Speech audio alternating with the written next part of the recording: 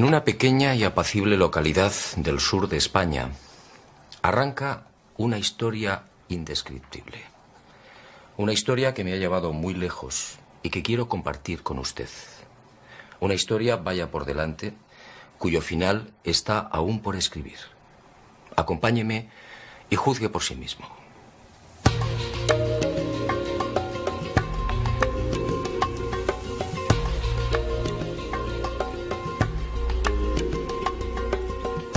Todo empezó una luminosa mañana de julio.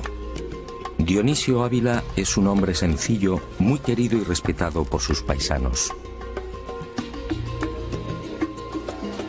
No sabe leer ni escribir. Su vida ha sido igualmente elemental: el campo, la familia y los amigos.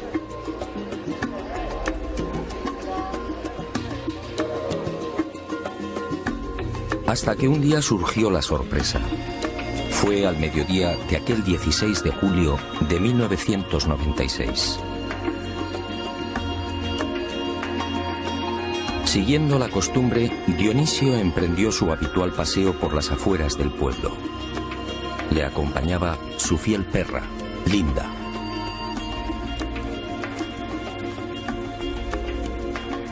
Ocurrió al llegar a lo alto de la loma de los Barrero, a poco más de medio kilómetro de los Villares.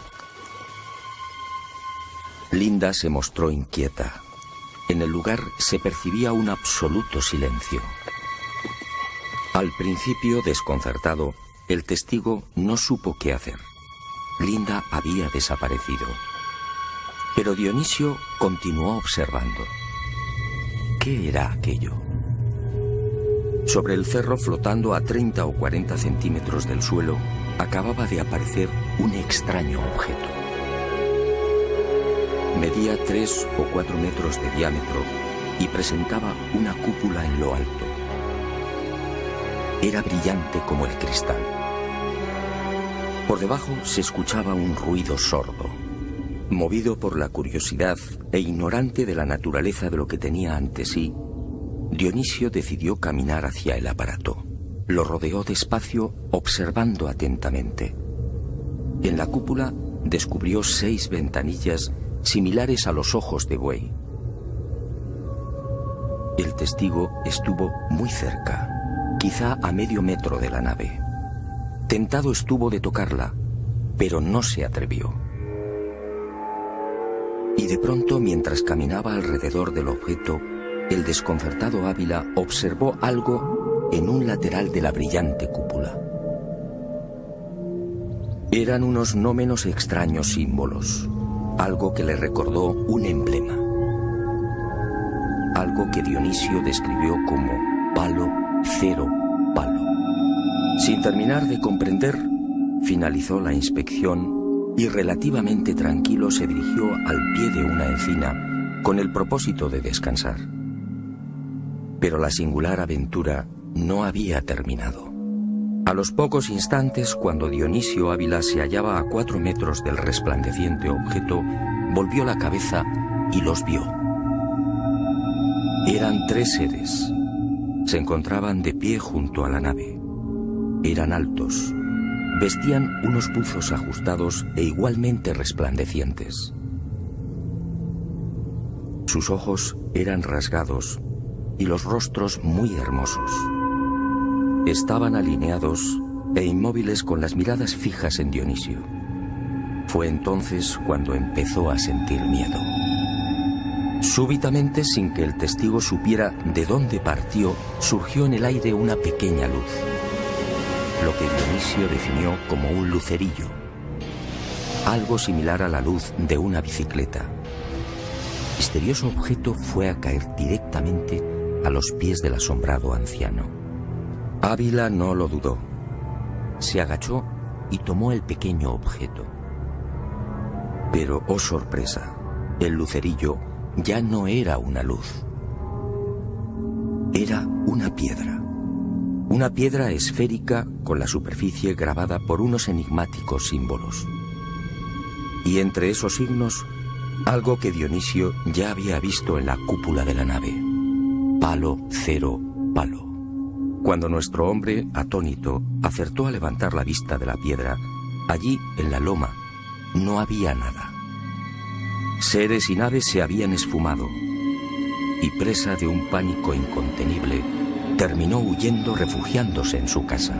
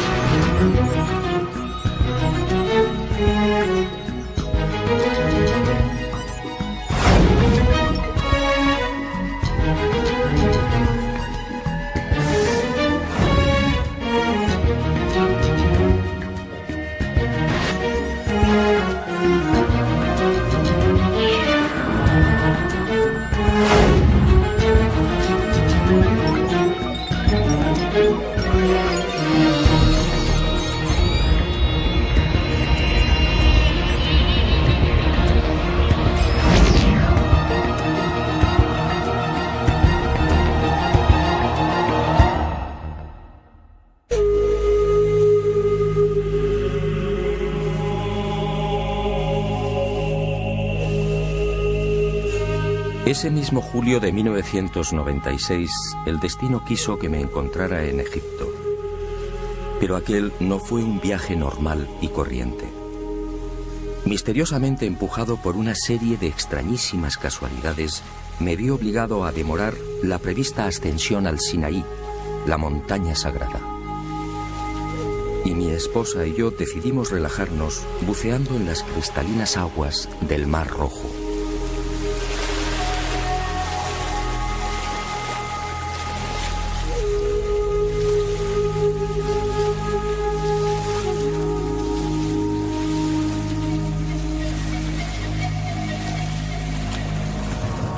Todo transcurría con normalidad. Recuerdo que me alejé de Blanca y de pronto, al volver a la superficie, la vi gesticular.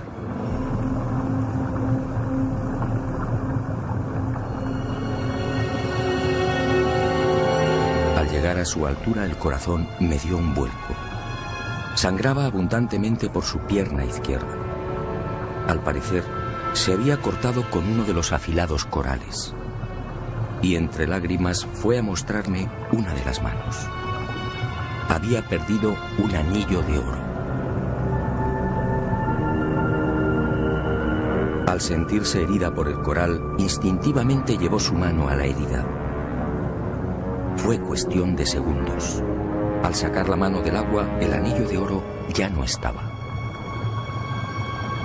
No tardé en comprender que la búsqueda del anillo era una labor poco menos que imposible.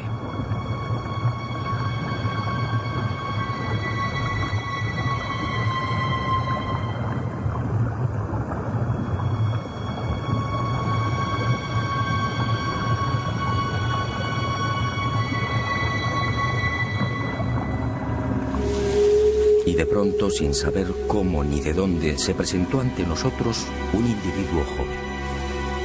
Me pareció egipcio, pero no podría asegurarlo.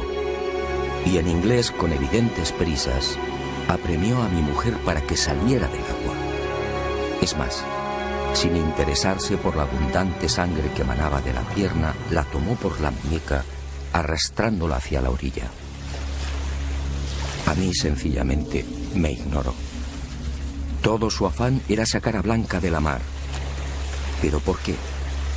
¿Quién era aquel extraño personaje?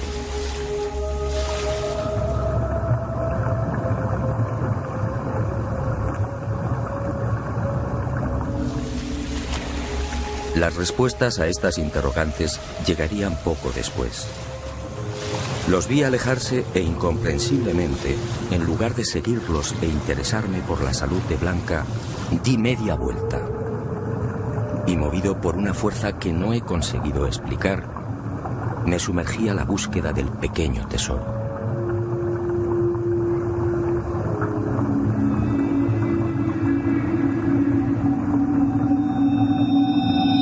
Buceé en círculo, Descendí una y otra vez explorando las agujas de coral y los paños arenosos. Pero tal y como imaginaba, el anillo no apareció.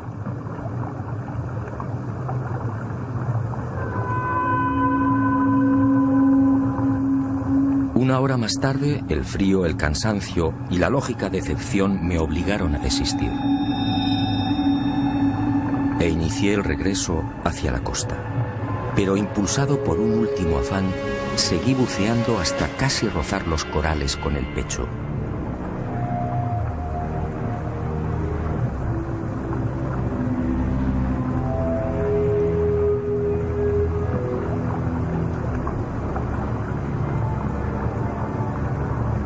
Y en el último instante, cuando estaba a punto de ponerme en pie, un destello me mantuvo en el agua. Me sujeté a los corales y fijé la vista en el reducido fondo arenoso que tenía ante mí. ¿Qué era aquello? Se hallaba casi enterrado, pero brillaba con gran fuerza. Increíble. Buscaba un anillo de oro y acababa de encontrar uno de plata.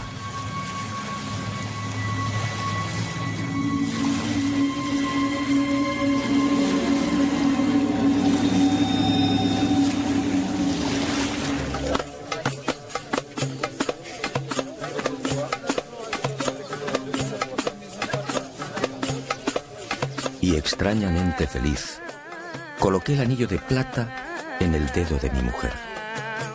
Curioso, encajó perfectamente. En cuanto al extraño personaje que arrastró a mi esposa hasta la orilla, nadie supo darnos razón. La búsqueda por Sar el Sheikh fue infructuosa. Ni Blanca ni yo pudimos entender su enigmático comportamiento, a no ser, claro está, que tuviera mucho que ver con el hallazgo del no menos misterioso anillo de plata.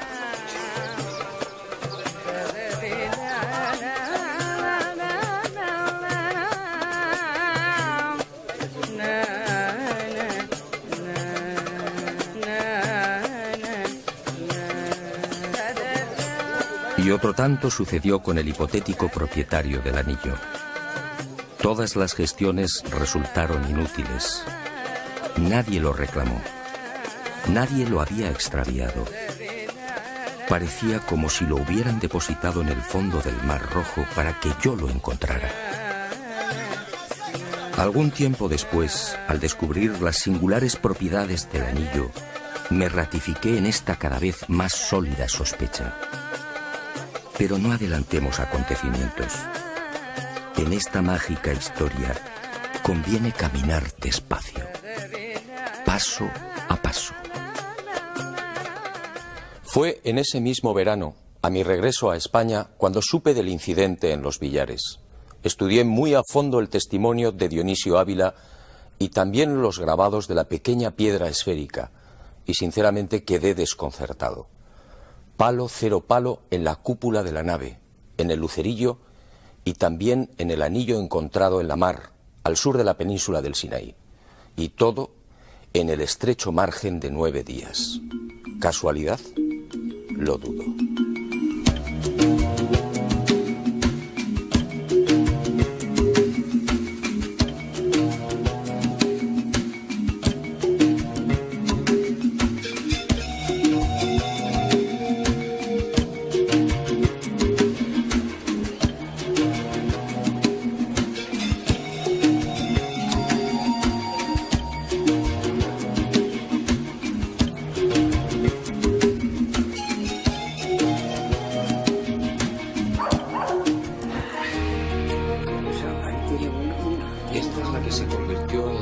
Como usted puede imaginar, desde que tuve conocimiento de este singular y fascinante encuentro, he interrogado a Dionisio en numerosas oportunidades y creo en la autenticidad de su experiencia.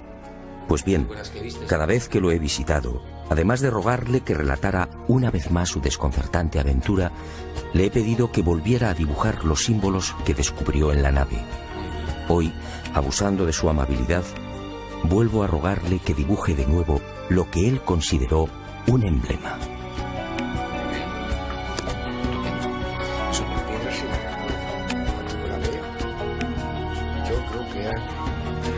ventanilla tenía un cerco. ¿Me entiendes? ¿A qué clase de misterio me enfrentaba? Se trataba de un mensaje. Pero la extraña historia no termina aquí.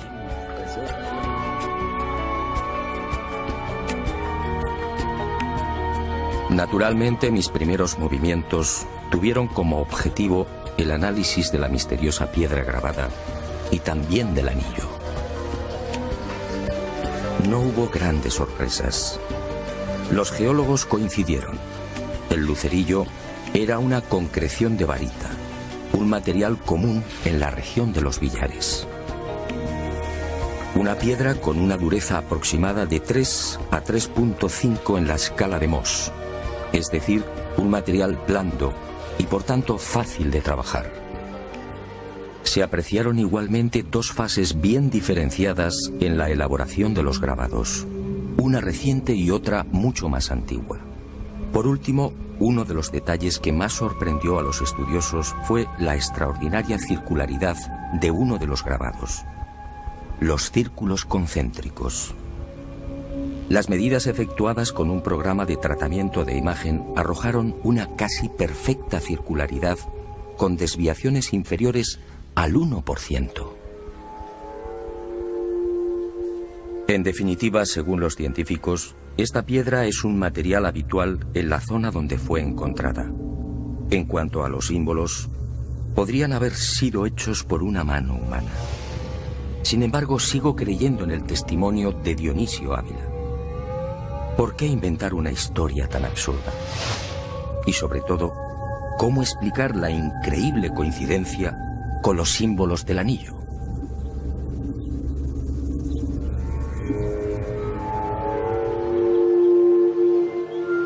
Y como si de un mágico plan se tratase, con el transcurrir de los días fueron surgiendo nuevas y sorprendentes casualidades. ¿O no debería llamarlas así? Una de ellas tuvo como protagonista principal a Francisco Sánchez Viera, experto en termovisión.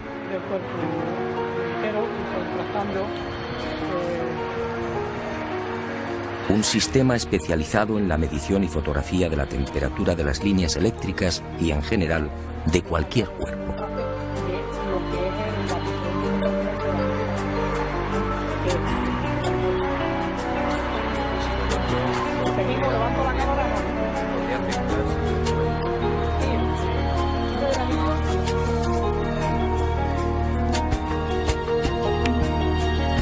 No podía ser. Al enfocar el anillo de plata con la cámara de termovisión, quedamos perplejos. Mientras los dedos de mi mano presentaban las temperaturas lógicas, 28, 35 o 36 grados Celsius, según las zonas, el anillo ofrecía unas lecturas muy diferentes. A juicio de los expertos, imposibles.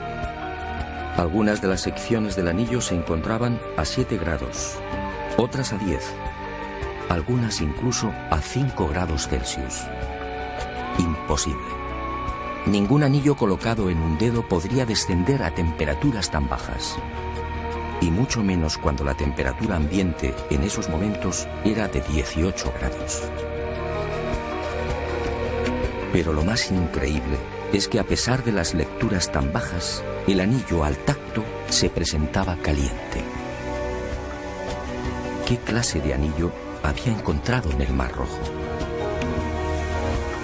Tratando de racionalizar el aparentemente absurdo comportamiento del anillo, lo sometí a nuevas pruebas y exploraciones.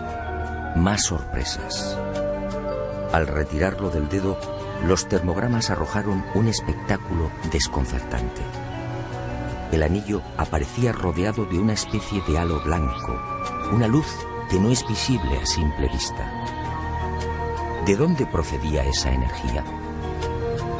¿Me encontraba ante algún tipo de tecnología no humana?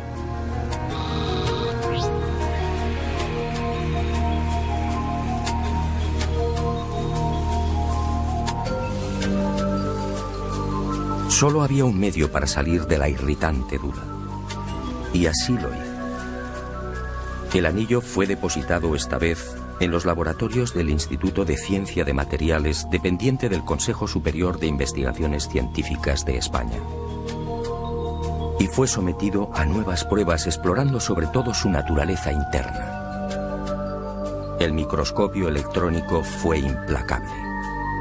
El anillo se hallaba integrado por un alto pico de plata y otros componentes igualmente normales en este tipo de piezas: cobre, oxígeno y carbono. Tampoco las radiografías detectaron anormalidad alguna. El anillo aparentemente estaba formado por una aleación de lo más normal.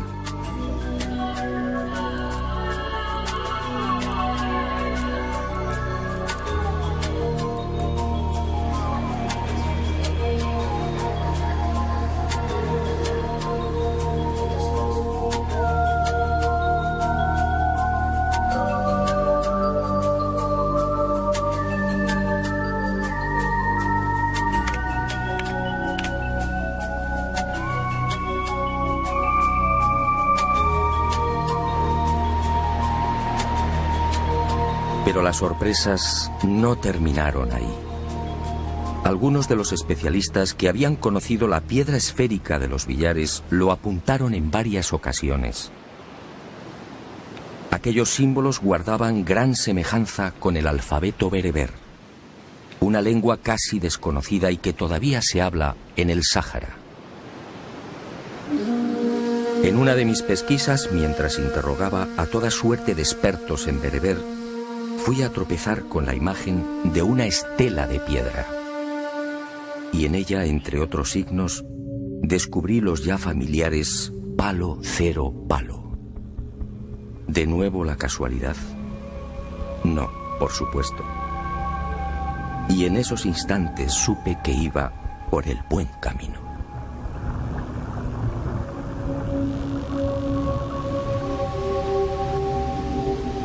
Y llegó la segunda y no menos impactante causalidad. Enfrascado en las investigaciones sobre el lenguaje bereber, casi olvidé otra de las pesquisas abierta meses atrás a raíz del hallazgo del anillo.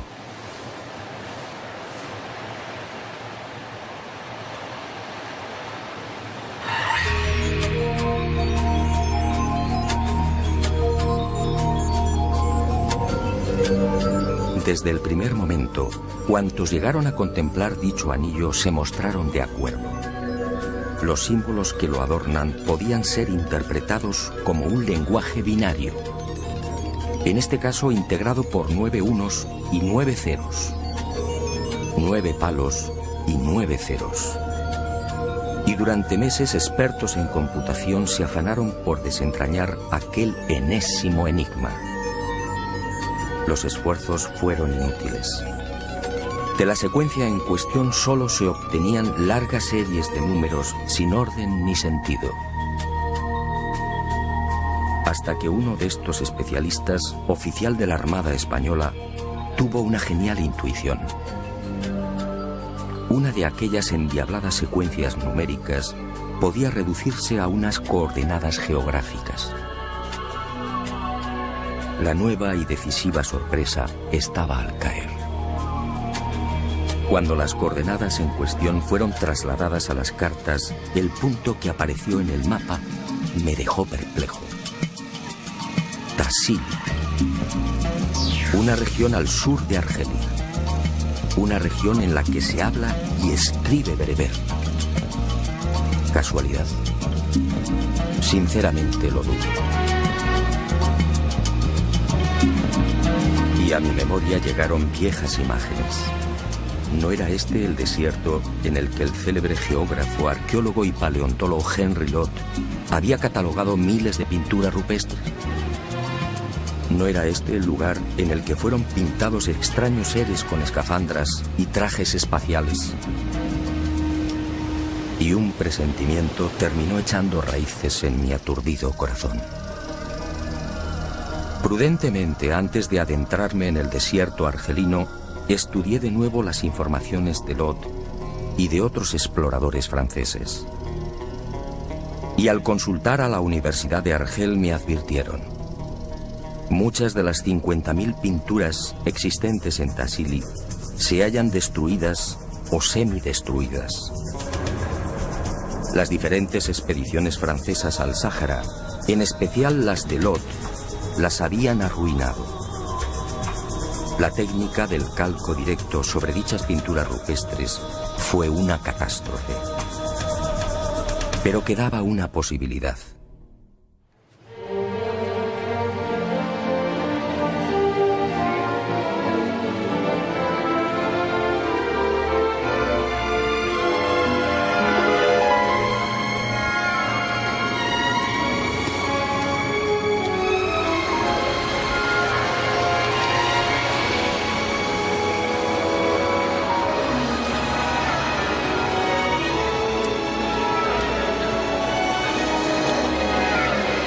Y uno de mis informantes en Argel señaló el Museo del Hombre en París.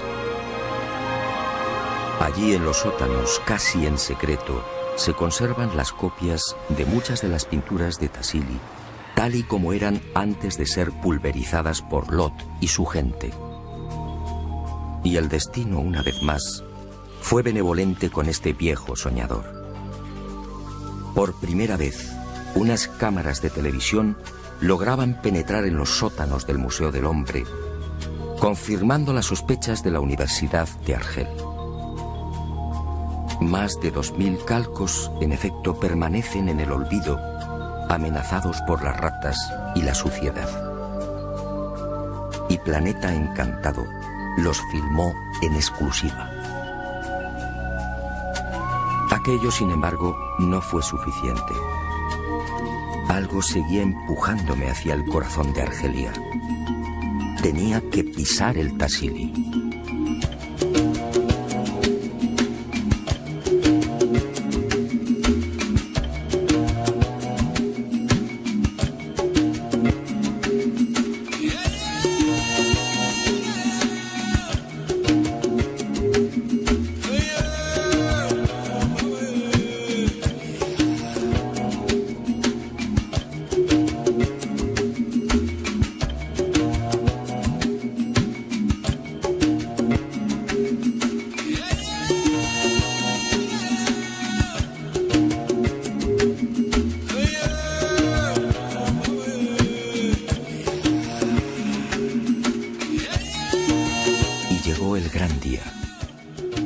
Tras una obligada escala en Argel nos dirigimos a Yanet, la puerta del Tassili. Una pequeña población asediada por el desierto y en la que se concentran las expediciones que tratan de ascender hasta las míticas y mágicas pinturas.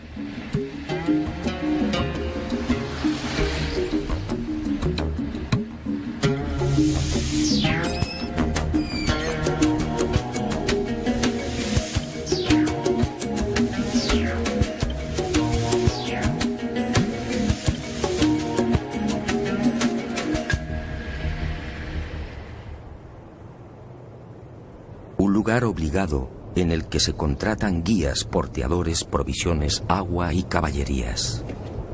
El Tassili no dispone de carreteras o pistas. El camino solo puede hacerse a pie. Y tras varias jornadas de preparación, el equipo al fin se dispuso a librar la primera gran batalla.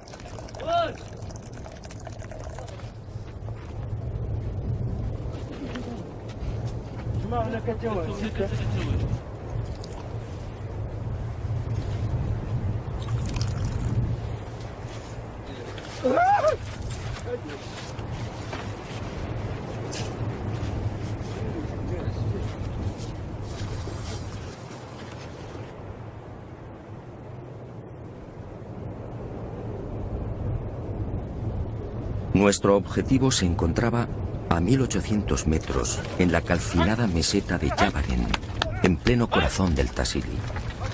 Allí nos aguardaba la primera exploración, el examen in situ de unas pinturas que han dado la vuelta al mundo. Entre los arqueólogos son conocidas como los cabezas redondas, unas misteriosas figuras datadas en 9000 años aproximadamente. Indiqué. Al iniciar la marcha hacia la gran meseta tuve que contenerme. Ardía en deseos de llegar y verificar qué clase de conexión podía existir entre los llamados cabezas redondas, el suceso de los billares y el desconcertante anillo de plata. ¿Se trataba en verdad de astronautas descendidos en aquellos parajes en plena edad de piedra? Y si fuera así, ¿con qué objetivo? Para la mayoría de los científicos, esas imágenes, los cabezas redondas, solo son una misteriosa manifestación artística de los hombres del Neolítico. Figuras antropomorfas, quizás simples máscaras. Por supuesto, no aceptaron mi hipótesis. La comunidad científica no cree en la visita de seres no humanos, y mucho menos en la antigüedad. La ascensión se prolongaría durante 6 interminables horas. Y fue más dura de lo anunciado. A la violenta inclinación del terreno y a la agresividad de barrancos y desfiladeros vino a sumarse un calor tórrido y sofocante y el permanente peligro de los escorpiones y la cerastes, la víbora del desierto, agazapada bajo las piedras o en las brechas del granito. El tortuoso camino nos obliga a desviar las reatas de burros. Los animales caen una y otra vez, y el guía previsor los dirige por una senda más larga y menos penosa. Aún así, 2 de los asnos caen fulminados por el esfuerzo. Finalmente, la expedición corona la cima de la gran meseta.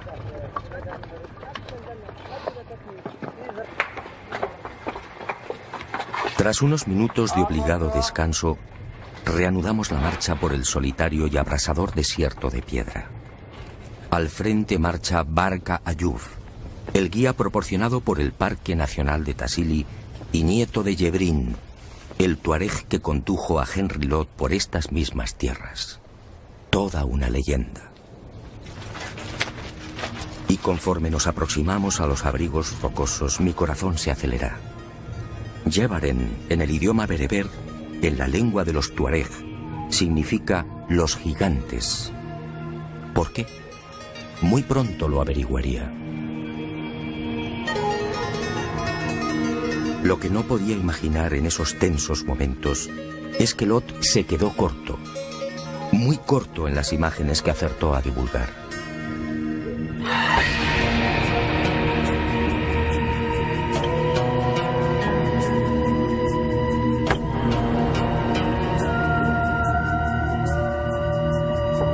Los cabezas redondas, allí estaban. La verdad es que las imágenes precisan de pocos comentarios. Me quedé sin habla. Solo deseaba contemplarlas. ¿Qué representaban aquellas pinturas elaboradas en pleno neolítico hacía ya 9000 largos años?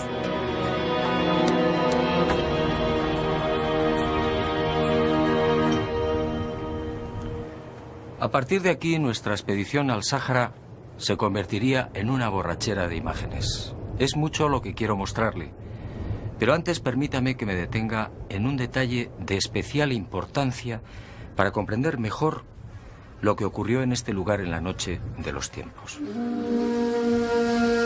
Al examinar las escenas de caza y los animales, es fácil percatarse de algo realmente asombroso. Los artistas dibujaron siempre con una extraordinaria fidelidad. Los detalles son precisos, rigurosos. Las pinturas, en suma, son un fiel reflejo de lo que veían a su alrededor. Y si esto evidentemente es así, ¿qué podemos pensar de esas otras pinturas que la arqueología atribuye a la imaginación de los artistas? Si los hombres de la Edad de Piedra dibujaron individuos con cascos, antenas sobre la cabeza, trajes hinchados o enigmáticos buzos con botellas a la espalda, ¿no será que los pintaron así porque así lo vieron?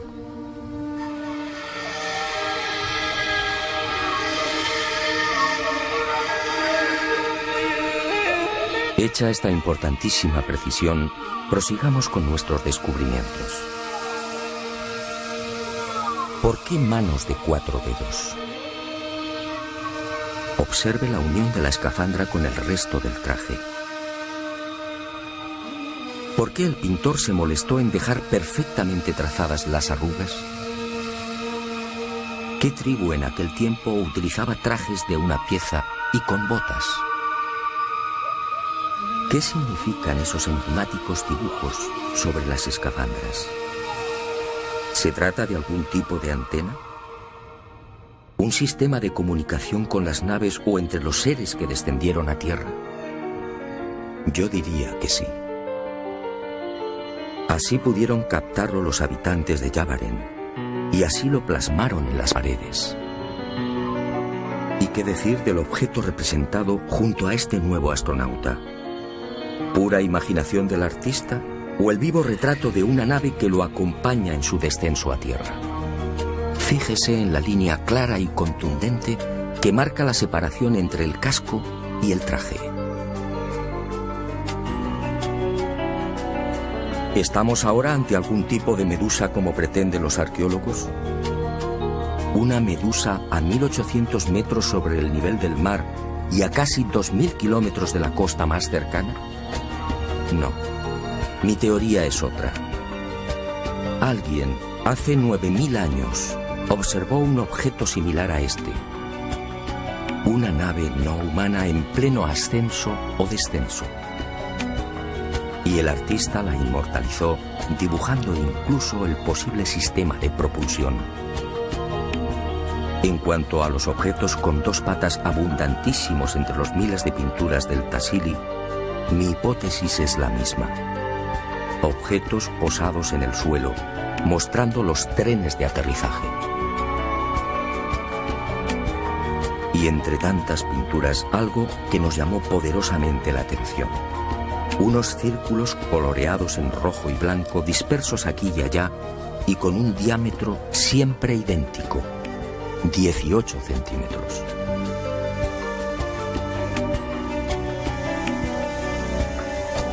Naves no humanas en mitad de una escena de caza, naves en las que aparecen de nuevo los cabezas redondas.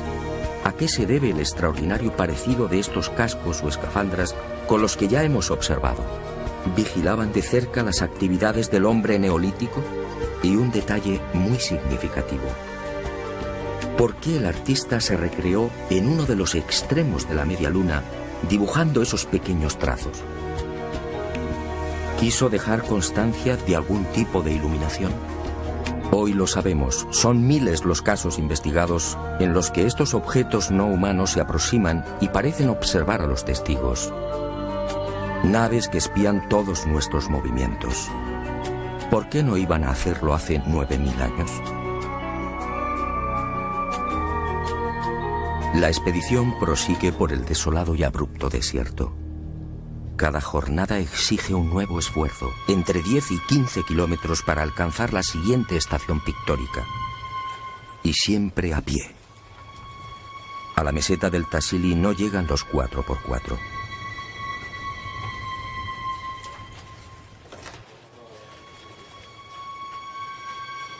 Y alcanzamos al fin la pintura más célebre de este infierno de piedra y arena. La imagen de 3 metros que Lot bautizó como el gran dios marciano. Nueva decepción. Como tantas otras, esta también se halla muy deteriorada. Los calcos de Henry Lot casi la han borrado. Y debemos acudir de nuevo a las copias del Museo del Hombre para mostrarla tal y como la pintaron en la Edad de Piedra. ¿Qué puede pensarse ante una imagen como esta? ¿Qué vieron en realidad los antiguos habitantes de Yavaren? ¿Es que el gran casco, la unión con el traje hinchado y las arrugas son consecuencia de la imaginación del hombre primitivo? ¿Y por qué esa considerable talla? ¿No es más lógico pensar que el autor de la pintura llegó a presenciar la realidad física de un ser enfundado en un traje espacial? Un ser quizá gigantesco que obviamente tuvo que impresionar y aterrorizar a los naturales del lugar. De ahí probablemente nace el nombre de Yavaren, los gigantes, Trajes hinchados, sí, muy parecidos a los de nuestros astronautas. Trajes provistos de cinturones, botas y con un perfecto cerramiento a la altura de las muñecas. Criaturas flotando en aparente estado de ingravidez. ¿Desde cuándo el hombre de la Edad de Piedra podía soñar con unas vestiduras semejantes y con movimientos de esta naturaleza? Otro gigante, el llamado Dios con orantes. Otra criatura de difícil comprensión, a no ser que admitamos que el artista pintó lo que en verdad tenía a la vista. ¿Un ser con 4 brazos y largas orejas o antenas? Yo también dudé hasta que supe del caso registrado en 1955 en Riverside, California. Allí al menos 7 testigos vieron a plena luz del día una criatura prácticamente igual a la que ahora tenía ante mí. ¿Casualidad? No lo creo.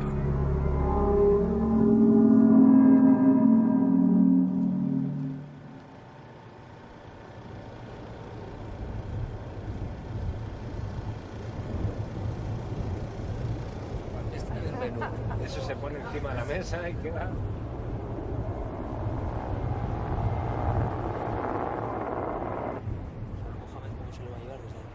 Y el Sáhara argelino se cobra una nueva víctima. Esta vez se trata de Mohamed, nuestro cocinero. Ha caído desde 10 metros de altura y debe ser evacuado con presteza. Pero el equipo no se rinde.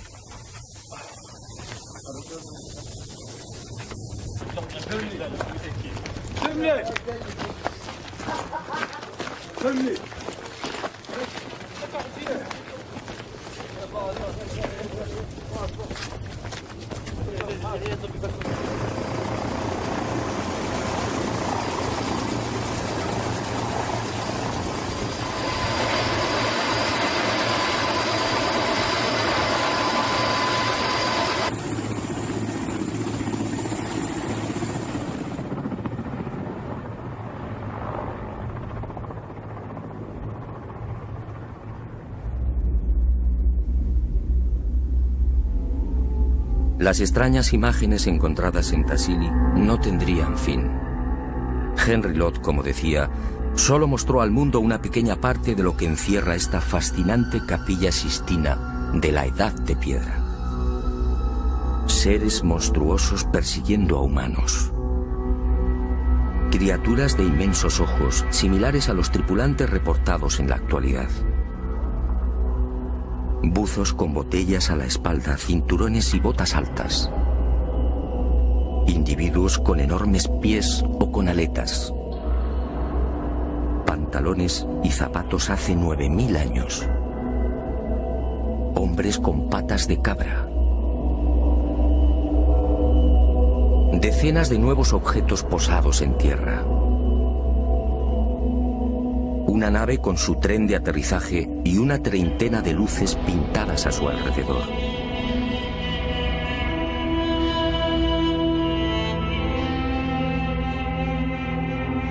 Y siguen los gigantes.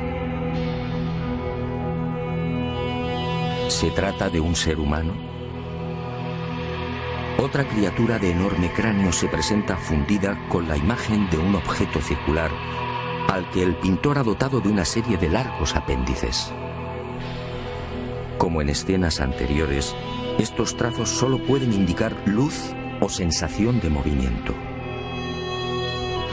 Nuevos objetos con idénticos apéndices. En uno se aprecian los mismos dibujos que lucen las escafandras de los cabezas redondas. Y un capítulo igualmente desconcertante. Animales desconocidos. Si los hombres del Neolítico pintaron lo que veían con exquisita fidelidad, ¿qué son estas figuras? ¿Hipopótamos con dientes de carnívoro? ¿Avestruces con 4 patas? ¿Felinos con 8 dedos en cada mano? ¿Centauros? ¿Unicornios? ¿Pero cómo es posible? Siempre creímos que centauros y unicornios eran pura leyenda. seres con cabeza de insecto. ¿Estaríamos ante algún tipo de experimento genético por parte de los gigantes que descendieron en Tassili? Los misterios, en efecto, se empujaban unos a otros.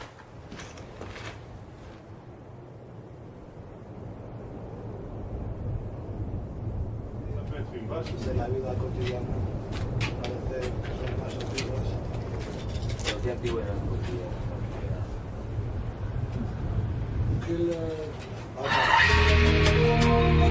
Pero sin duda una de las pinturas que más me impresionó fue la localizada en plena meseta de Yavaren. Y la he dejado para el final con toda intención. También la erosión y los desaprensivos han terminado arruinándola. Pero lo que queda de ella resulta muy significativo.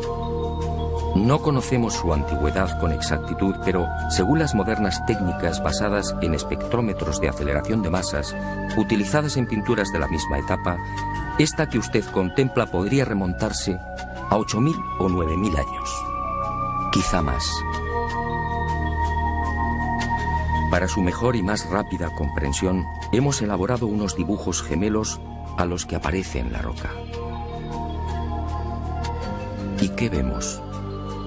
Algo sencillamente asombroso y por supuesto imposible para la ciencia. Un ser con escafandra y ligado a un objeto circular por un tubo. Un objeto a su espalda perfectamente trazado con una doble línea y con no menos extrañas llamaradas o luces en su interior. Un ser que porta algo a la espalda. Algo similar a lo utilizado por nuestros astronautas. Un ser que parece arrastrar hacia sí o hacia la nave a un total de 4 mujeres desnudas. Una de ellas con un niño.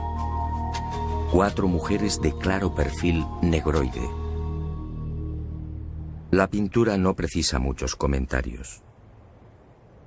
¿Qué sucedió en este lugar hace 8.000 o 9.000 años? ¿Se mezclaron los gigantes con las hijas de los hombres? ¿Se llevaron a cabo experimentos genéticos? Como decía el maestro, quien tenga oídos, que oiga. Una mano mágica parecía habernos llevado hasta el corazón de Argelia. Las coordenadas marcadas por el anillo de plata habían acertado de pleno. Ahora estaba seguro. En aquel bello y abrasador desierto, en plena edad de piedra, unos seres no humanos descendieron y actuaron. ¿Se trataba de los mismos que fueron vistos en España y que arrojaron la piedra esférica a los pies del testigo? No me di por satisfecho. Aún quedaban algunos enigmas por despejar.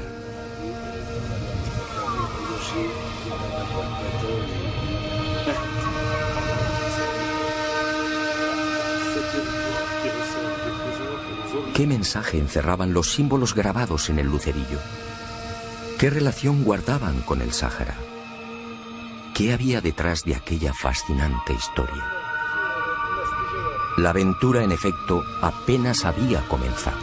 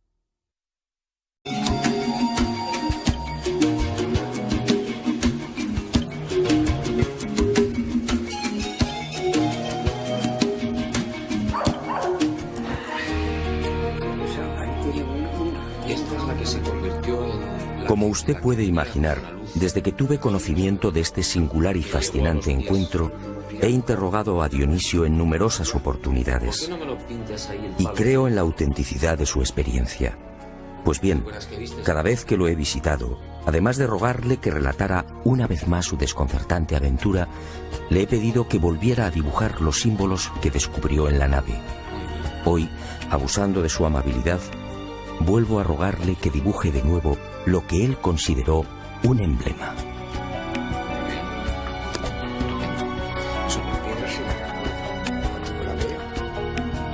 Yo creo que era. Y la ventanilla tenía un cerco. ¿Usted me entiende? ¿A qué clase de misterio me enfrentaba? ¿Se trataba de un mensaje? Pero la extraña historia no termina aquí.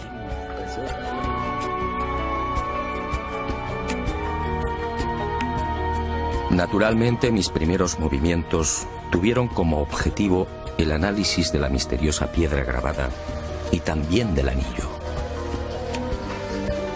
No hubo grandes sorpresas. Los geólogos coincidieron.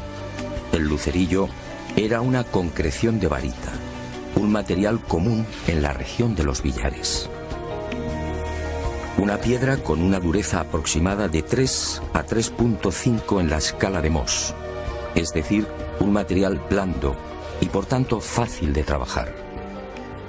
Se apreciaron igualmente dos fases bien diferenciadas en la elaboración de los grabados, una reciente y otra mucho más antigua.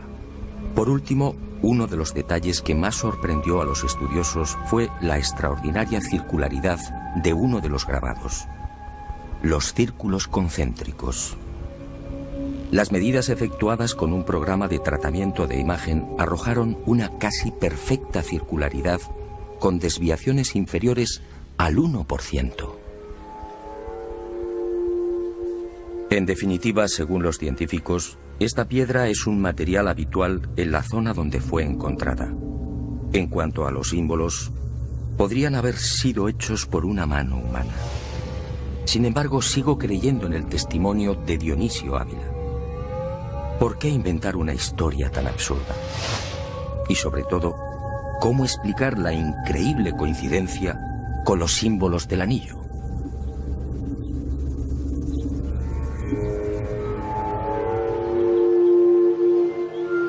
Y como si de un mágico plan se tratase, con el transcurrir de los días fueron surgiendo nuevas y sorprendentes casualidades. ¿O no debería llamarlas así? Una de ellas tuvo como protagonista principal a Francisco Sánchez Viera, experto en termovisión.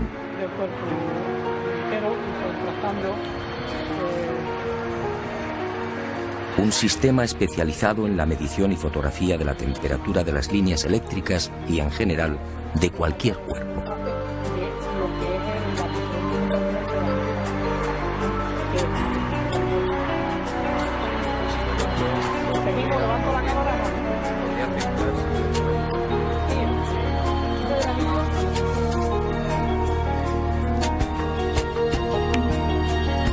No podía ser. Al enfocar el anillo de plata con la cámara de termovisión, quedamos perplejos. Mientras los dedos de mi mano presentaban las temperaturas lógicas, 28, 35 o 36 grados Celsius, según las zonas, el anillo ofrecía unas lecturas muy diferentes. A juicio de los expertos, imposibles. Algunas de las secciones del anillo se encontraban a 7 grados, otras a 10, algunas incluso a 5 grados Celsius. Imposible. Ningún anillo colocado en un dedo podría descender a temperaturas tan bajas. Y mucho menos cuando la temperatura ambiente en esos momentos era de 18 grados. Pero lo más increíble es que a pesar de las lecturas tan bajas, el anillo al tacto se presentaba caliente. ¿Qué clase de anillo había encontrado en el Mar Rojo? Tratando de racionalizar el aparentemente absurdo comportamiento del anillo, lo sometí a nuevas pruebas y exploraciones. más sorpresas.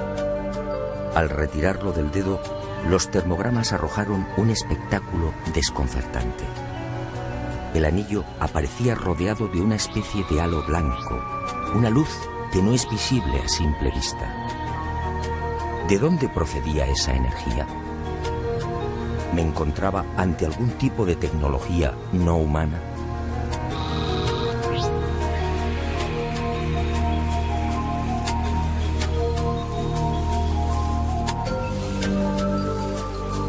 Solo había un medio para salir de la irritante duda.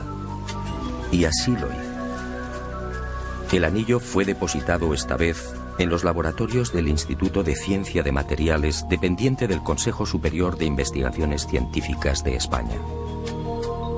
Y fue sometido a nuevas pruebas, explorando sobre todo su naturaleza interna. El microscopio electrónico fue implacable. El anillo se hallaba integrado por un alto pico de plata y otros componentes igualmente normales en este tipo de piezas: cobre, oxígeno y carbono. Tampoco las radiografías detectaron anormalidad alguna. El anillo aparentemente estaba formado por una aleación de lo más normal.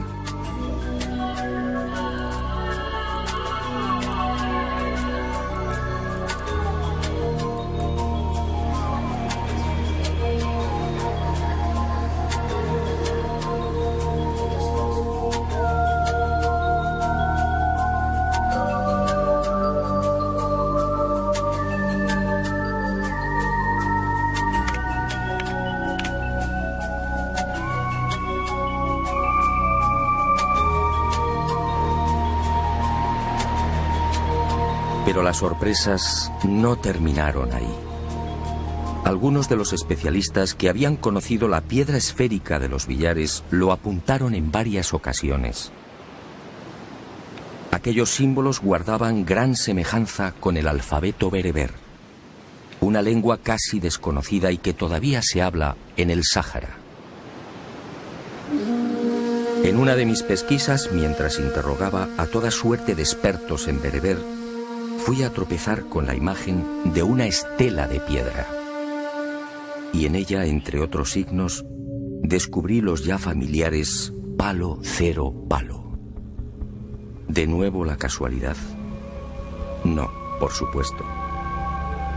Y en esos instantes supe que iba por el buen camino.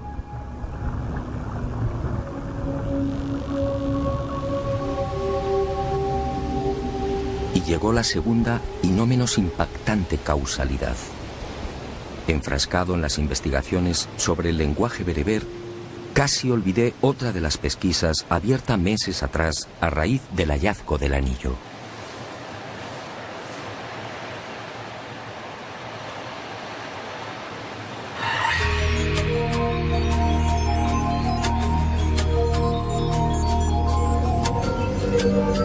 Desde el primer momento, cuantos llegaron a contemplar dicho anillo se mostraron de acuerdo.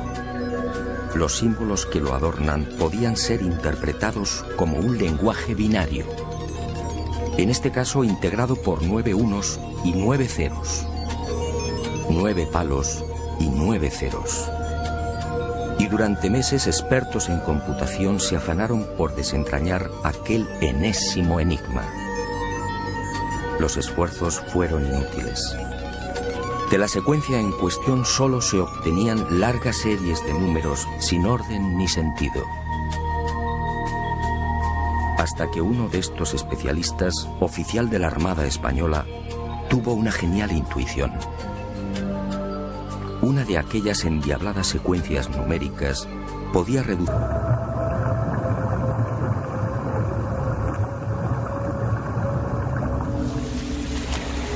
Las respuestas a estas interrogantes llegarían poco después. Los vi alejarse e incomprensiblemente, en lugar de seguirlos e interesarme por la salud de Blanca, di media vuelta. Y movido por una fuerza que no he conseguido explicar, me sumergí a la búsqueda del pequeño tesoro.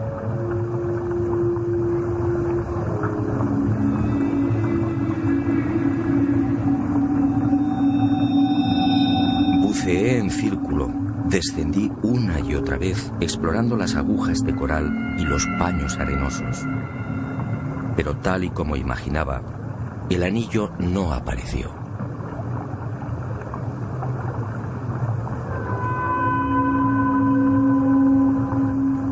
Una hora más tarde, el frío, el cansancio y la lógica decepción me obligaron a desistir.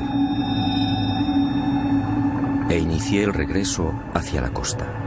Pero impulsado por un último afán, seguí buceando hasta casi rozar los corales con el pecho.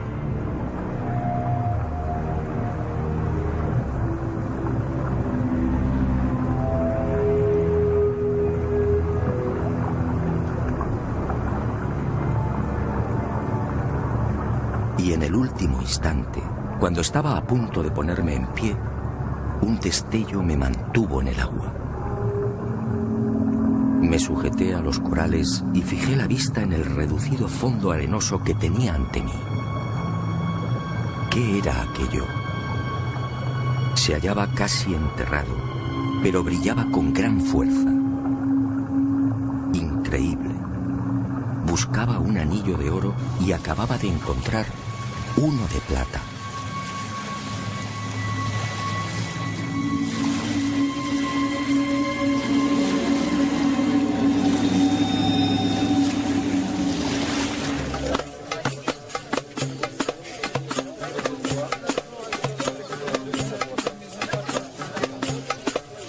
Y extrañamente feliz, coloqué el anillo de plata en el dedo de mi mujer.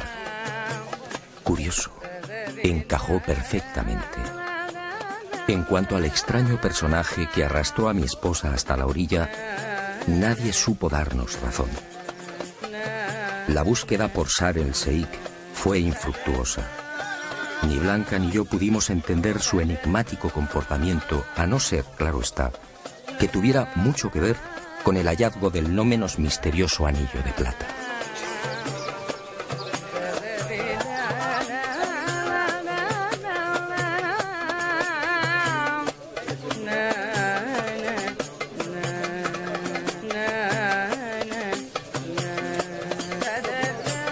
Y otro tanto sucedió con el hipotético propietario del anillo. Todas las gestiones resultaron inútiles. Nadie lo reclamó. Nadie lo había extraviado. Parecía como si lo hubieran depositado en el fondo del Mar Rojo para que yo lo encontrara. Algún tiempo después, al descubrir las singulares propiedades del anillo, me ratifiqué en esta cada vez más sólida sospecha. Pero no adelantemos acontecimientos. En esta mágica historia conviene caminar despacio, paso a paso. Fue en ese mismo verano, a mi regreso a España, cuando supe del incidente en Los Villares. Estudié muy a fondo el testimonio de Dionisio Ávila y también los grabados de la pequeña piedra esférica, y sinceramente quedé desconcertado. Palo, cero palo en la cúpula de la nave, en el lucerillo y también en el anillo encontrado en la mar, al sur de la península del Sinaí. Y todo en el estrecho margen de 9 días. ¿Casualidad? Lo dudo.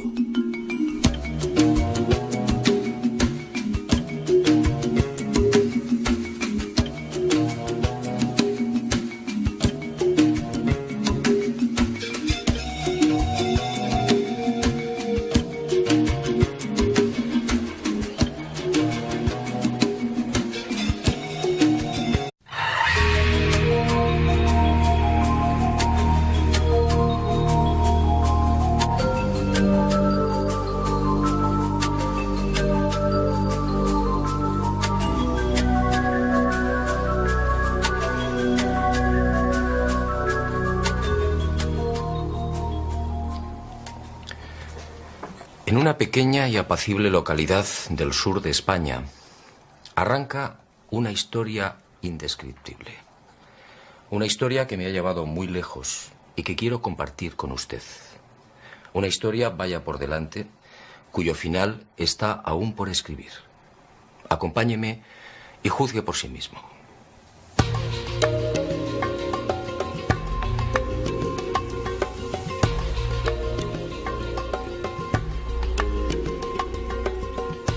Todo empezó una luminosa mañana de julio. Dionisio Ávila es un hombre sencillo, muy querido y respetado por sus paisanos. No sabe leer ni escribir. Su vida ha sido igualmente elemental: el campo, la familia y los amigos.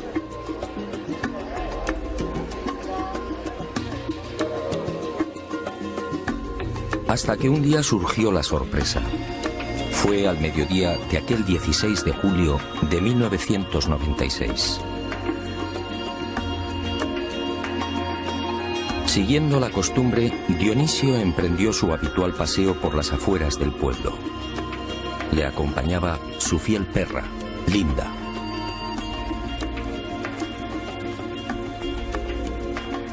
Ocurrió al llegar a lo alto de la loma de los Barrero, a poco más de medio kilómetro de los Villares. Linda se mostró inquieta. En el lugar se percibía un absoluto silencio. Al principio, desconcertado, el testigo no supo qué hacer. Linda había desaparecido. Pero Dionisio continuó observando. ¿Qué era aquello? Sobre el cerro, flotando a 30 o 40 centímetros del suelo, acababa de aparecer un extraño objeto. Medía 3 o 4 metros de diámetro y presentaba una cúpula en lo alto. Era brillante como el cristal. Por debajo se escuchaba un ruido sordo. Movido por la curiosidad e ignorante de la naturaleza de lo que tenía ante sí, Dionisio decidió caminar hacia el aparato. Lo rodeó despacio, observando atentamente. En la cúpula descubrió 6 ventanillas similares a los ojos de buey. El testigo estuvo muy cerca, quizá a medio metro de la nave. Tentado estuvo de tocarla, pero no se atrevió. Y de pronto, mientras caminaba alrededor del objeto, el desconcertado Ávila observó algo en un lateral de la brillante cúpula. Eran unos no menos extraños símbolos, algo que le recordó un emblema. Algo que Dionisio describió como palo, cero, palo. Sin terminar de comprender, finalizó la inspección y relativamente tranquilo se dirigió al pie de una encina con el propósito de descansar. Pero la singular aventura no había terminado. A los pocos instantes, cuando Dionisio Ávila se hallaba a 4 metros del resplandeciente objeto, volvió la cabeza y los vio.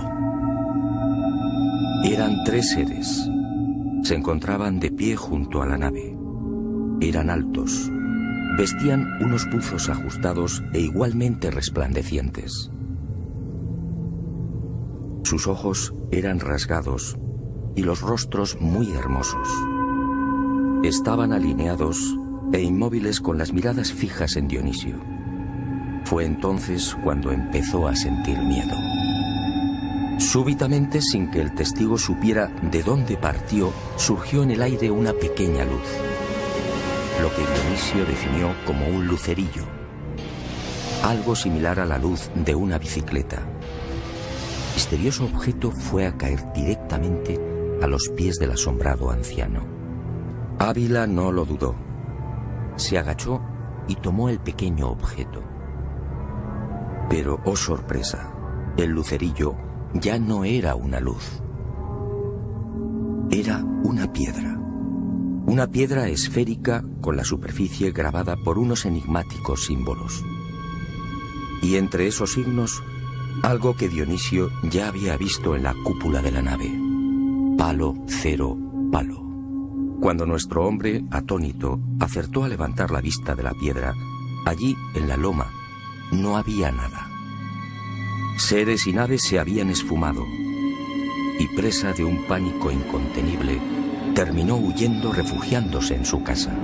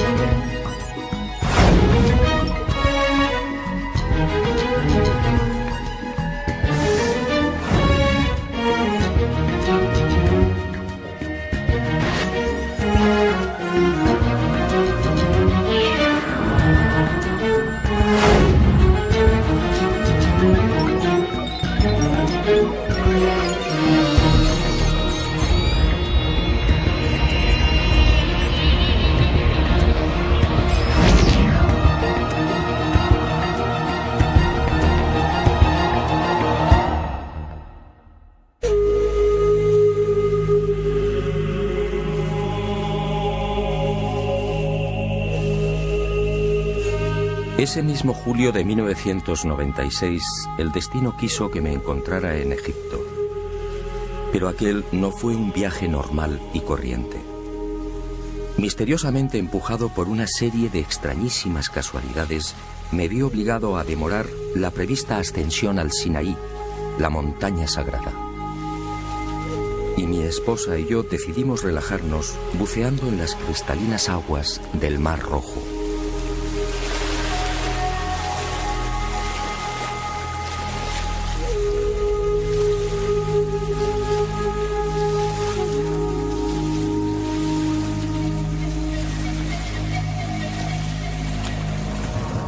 Todo transcurría con normalidad. Recuerdo que me alejé de Blanca y de pronto, al volver a la superficie, la vi gesticular.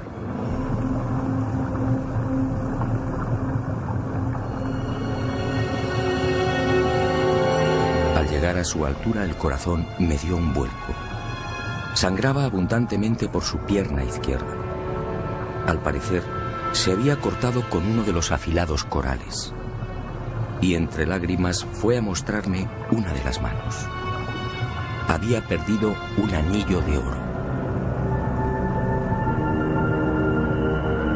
Al sentirse herida por el coral, instintivamente llevó su mano a la herida.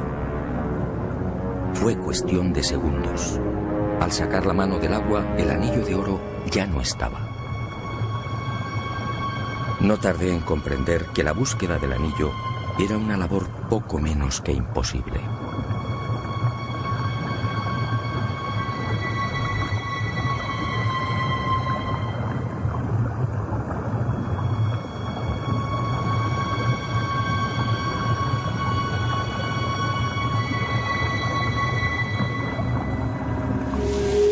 Y de pronto, sin saber cómo ni de dónde, se presentó ante nosotros un individuo joven. Me pareció egipcio, pero no podría asegurarlo. Y en inglés, con evidentes prisas, apremió a mi mujer para que saliera del agua. Es más, sin interesarse por la abundante sangre que manaba de la pierna, la tomó por la muñeca, arrastrándola hacia la orilla. A mí, sencillamente, me ignoró. Todo su afán era sacar a Blanca de la mar. ¿Pero por qué? ¿Quién era aquel extraño personaje?